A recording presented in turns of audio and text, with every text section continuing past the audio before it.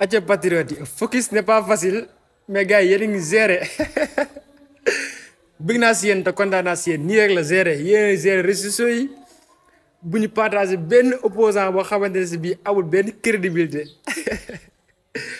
patriote la du ma partagé benn information boo xamante si bii amul sens merci beaucoup les amis focus le 17. salaam gars yi Baye Fall Sonko Pastef laa bokk patriote laa Kapsa laa bokk du ma jël benn opposition di ko dugal sama plateforme di la may bës Sonko laay topp gars yi focus le 17 Sonko la ñuy topp focus le 17. nee na sama mbokk patriote yi kaa leen waxtaan ci benn mbir gars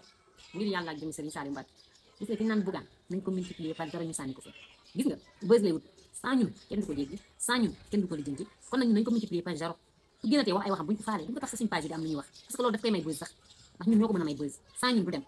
ngir yàlla ak jëm Serigne Saliou xoolal suy waxatee ay débat ay bal sax duñ ko lijjanti nañ ko multiplier par zéro teg ko ne man loolu laa gis de ngir yàlla ak jëm Serigne Saliou loolu rek laa bëgg ñu def multiplier ko par zéro.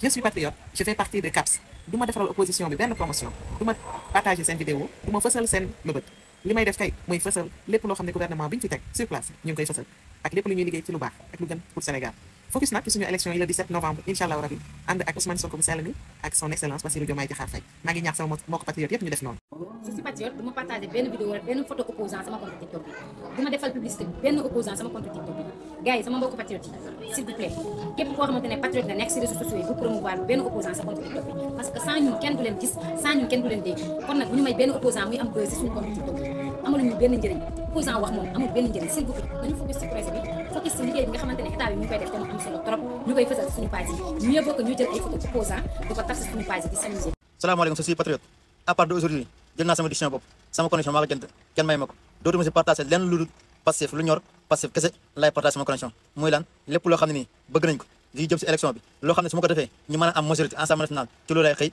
ci lay gont ci lay fanaan su ma xëy ci lay nekkaat kon sama gaay kenn ku nekk na def ni man si ñité moo leen 150 députés ou plus incha allah sama gaay ku nekk am na lu ñor man ci loolu moom moo ñor. asalaamaaleykum la famille patriote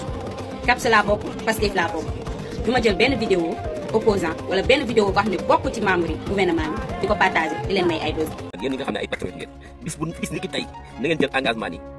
kenn duutu partagé te lenn lu dul président Ousmane Sonko wala loo xam ne dafa jëm ci projet bi bu fi kenn partagé te dara lu dul loo xam ne dafa jëm ci projet bi wala mu jëm ci gouvernement bi lépp lu fi waay waxati nañ la ignoré. Acha patriote yi focus n'est pas facile mais gars yi yéen a ngi gérer bëgg naa si yéen te kontaan naa si yéen nii rek la gérer yéen a gérer réseaux sociaux yi bu ñu partagé benn opposant boo xamante ne si bii amul benn crédibilité patriote la du ma partagé benn information boo xamante si bii amul sens merci beaucoup les amis focus le 17.